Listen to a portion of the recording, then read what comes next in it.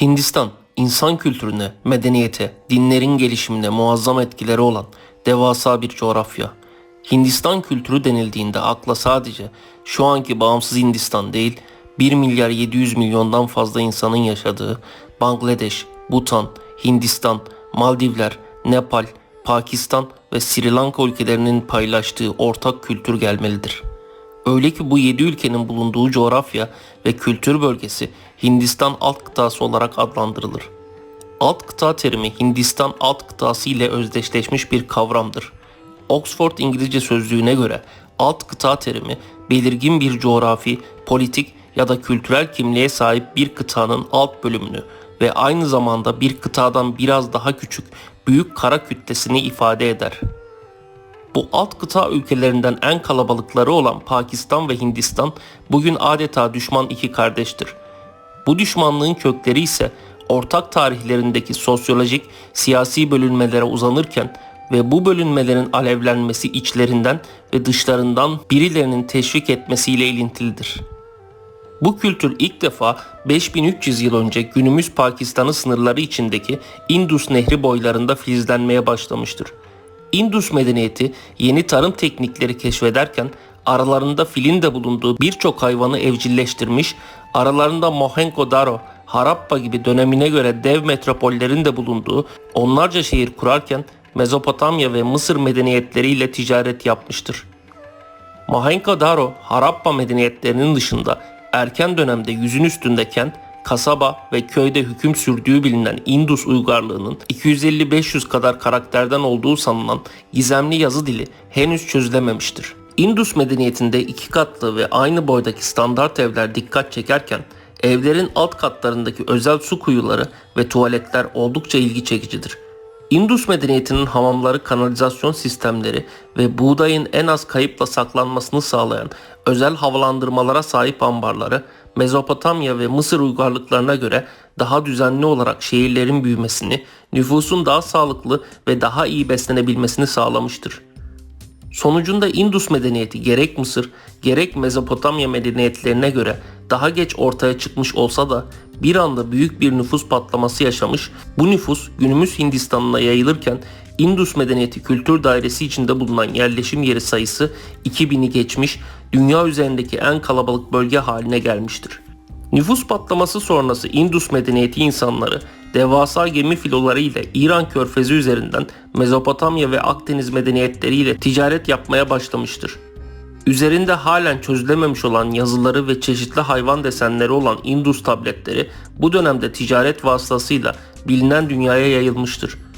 Yüzlerce yıl boyunca kalabalıklaşan Indus Nehri boylarında sıralanmış Indus medeniyeti şehirlerinin başına 3500 yıl önce büyük bir talihsizlik gelmiş, iklim değişiklikleri sonucu Indus Nehri'nin yatağı değişmiş, bazı şehirler nehir yatağı altında kalarak suya gömülürken bazı şehirler ise sudan uzaklaşmış ve eski nehir yataklarından kalkan kum ve tozun altında kalarak yaşanmaz hale gelmiştir.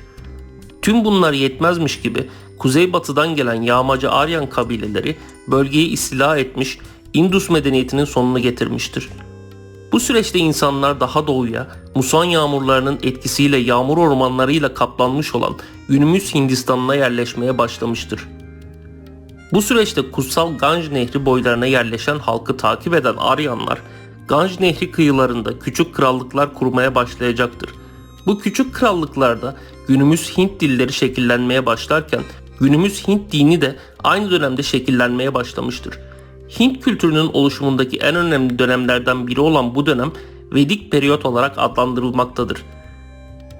Yaklaşık M.Ö. 1500 ile 500 arasında süren Vedik dönem, Hint Yarımadası'nın çeşitli kültürel yönlerinin temellerine katkıda bulunmuş, Hint dininin en eski yazılı metinleri olan Vedaların ortaya çıkmasına sebep olmuştur. Vedalar Hindistan kıtasının ve dünyanın en eski alfabelerinden biri olan Devanagari alfabesiyle Sanskritçe kaleme alınmıştır. Günümüze değin varlığını sürdüren Sanskritçe bir dönem tıpkı Latince'nin Akdeniz havzasındaki etkisi gibi Hindistan kıtasının lingua francası haline gelmiştir. Vedik çağda klan aşiret yapılanması ile örgütlenmiş olan insanların kurduğu küçük krallıklar birbiriyle savaşırken Hint dininin en eski temel metinlerinden dünyanın gelmiş geçmiş en uzun destansı şiiri Mahabharata yazılmıştır. Yaklaşık 200 bin dizeden ve 1 milyon 800 bin kelimeden oluşan bu eser İlyada ve Odisey destanlarının toplam uzunluğundan 10 kat daha uzundur. İktidar için iki kavim, Pandavalar ve Dhartaraştralar arasında gökte ve yerde devam eden savaştan bahseden destan, Hint dininin evriminde önemli bir yere sahiptir. Sosyal sınıflar ve kast sistemi de Vedik çağda şekillenmeye başlamıştır. Kast sisteminin en tepesinde bir nevi tanrı ile insanlar arasındaki iletişimi sağlayan ruhban sınıfı Brahmalar, Brahmaların altında savaşçılar, askerler, soylulardan, krallardan oluşan Kshatriyalar, daha alt basamakta tüccarlardan, yetenekli zanaatkarlardan oluşan Vaisyalar ve vasıfsız işçilerden oluşan Sudralar ise en alt sınıftadır. Kast sistemine dahi alınmayan ve en kötü işlerde çalışmaya mecbur olan neredeyse köle statüsündeki sınıf ise Paryalardır. Kast sisteminin temelinde Hint inancındaki reenkarnasyon ve karma düşünceleri yatmaktadır. Bu inanca göre şayet kast sisteminde düşük bir sosyal sınıfın çocuğu olarak dünyaya geldiyseniz, bu durumun sorumlusu sizsiniz. Öyle ki önceki hayatınızda siz hatırlamasanız da kötü bir insan olduğunuz için şu an bu kast sınıfına mensupsunuzdur. Diğer taraftan alt sosyal sınıflara mensup olan insanlara, kast sisteminde üst sınıflara mensup olan insanların yardım etmemesi de gayet meşrudur. Öyle ki alt sosyal sınıflardaki insanlar önceki hayatlarında kötü olduklarından ötürü bu hayatlarında iyi, çalışkan ve uyumlu olmak için çaba göstermelidir. Milattan önce 5. 6. yüzyıllarda Hinduizm zemininde Jainizm ve Budizm düşünceleri ortaya çıkarken Milattan önce 5. yüzyılda Hindu Kuş dağlarını aşan Persler Ganj Nehri'ne kadar ulaşarak Batı Hindistan'da satraplıklar kurarken doğuda tarihte bilinen ilk büyük Hint hükümdarının iktidarı yükselecekti.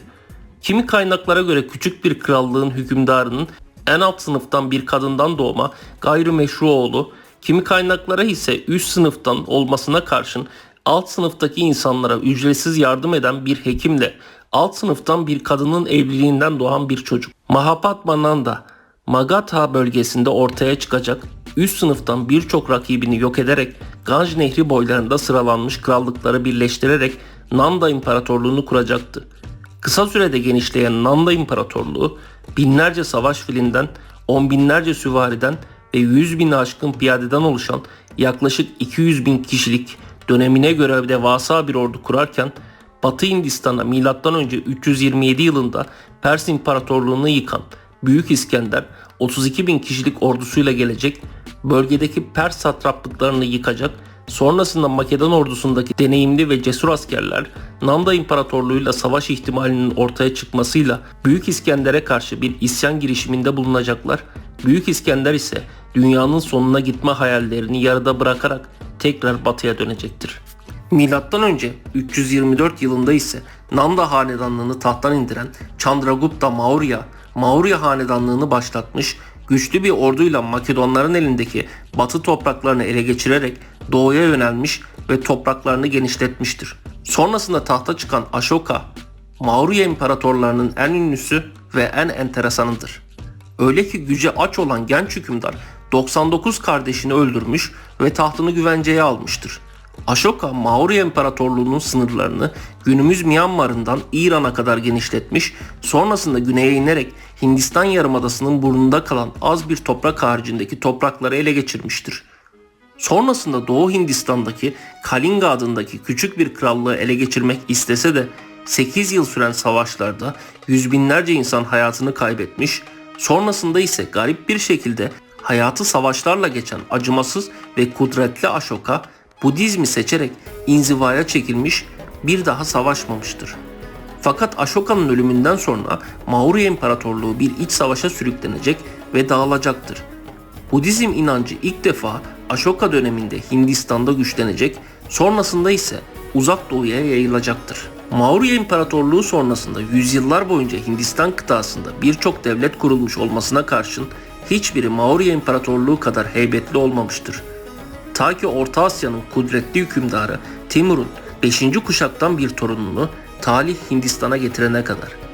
1483 yılında Andijan'da dedesinin iktidar yıllarından çok uzakta dağılma sürecine girmiş bir devlete gözlerini açan bu bebeğin adı Babür'dür. Babür'ün doğduğu dönemde Timur Hanedanlığı Orta Asya'nın oldukça küçük bir kısmını kontrol etmekte, merkezi otoritenin zayıfladığı bir nevi şehir devletlerine bölünmüş haldeydi. Babür 1494 yılında 12 yaşında Fergana şehrinin tahtına oturduğunda amcası Semerkant Hanı Sultan Ahmet ve dayısı Taşkent Hanı Mehmet Fergana'ya hücum etmekteydiler.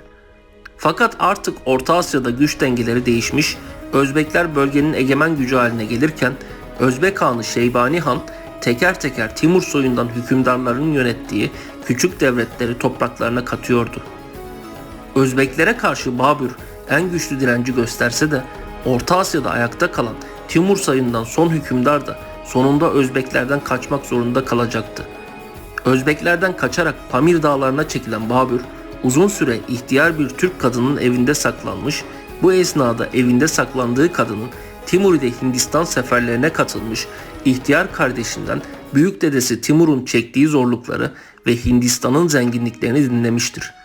Bir süre inzivaya çekilen, tarihi bulduğu yazmalardan okumaya başlayan Babür, tıpkı dedesi Timur gibi Orta Asya'daki göçebe Türk boylarına haberler göndererek yapacaklarından bahsetmiş ve kendilerini katılmaya davet etmiştir.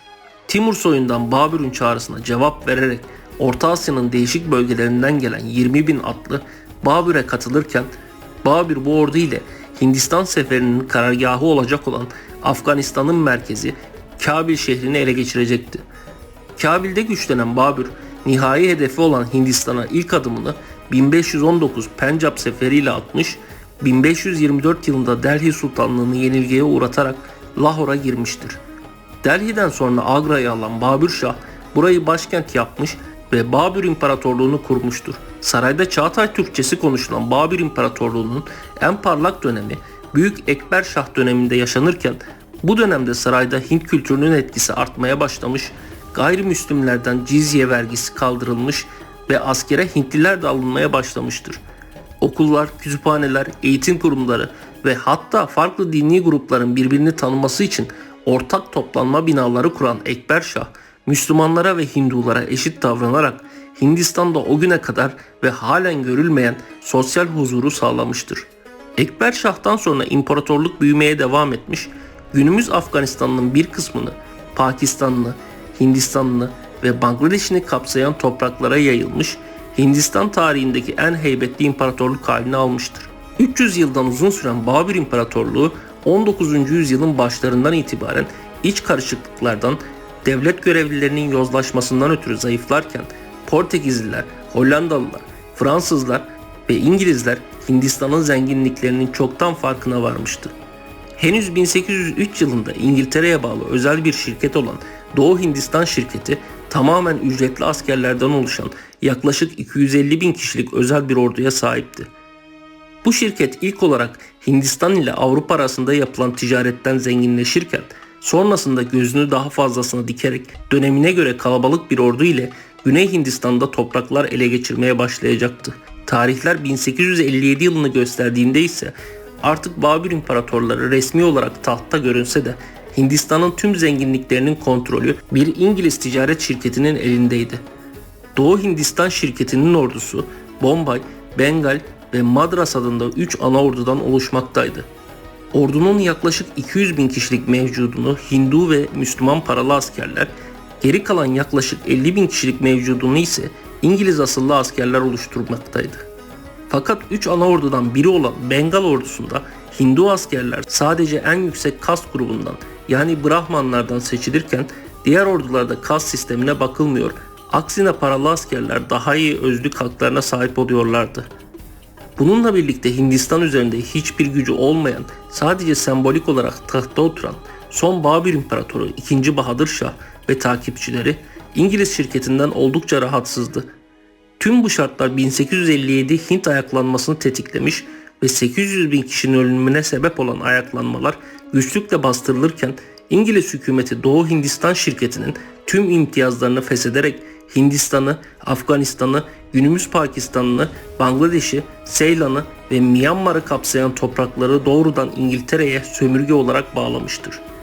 Uzun yıllar Hindistan sömürgesinin zenginliklerinden faydalanan İngiltere, 1. Dünya Savaşı'nda 1 milyon, 2. Dünya Savaşı'nda ise 2,5 milyon Hindistan asıllı askeri cephelerde kullanmıştır.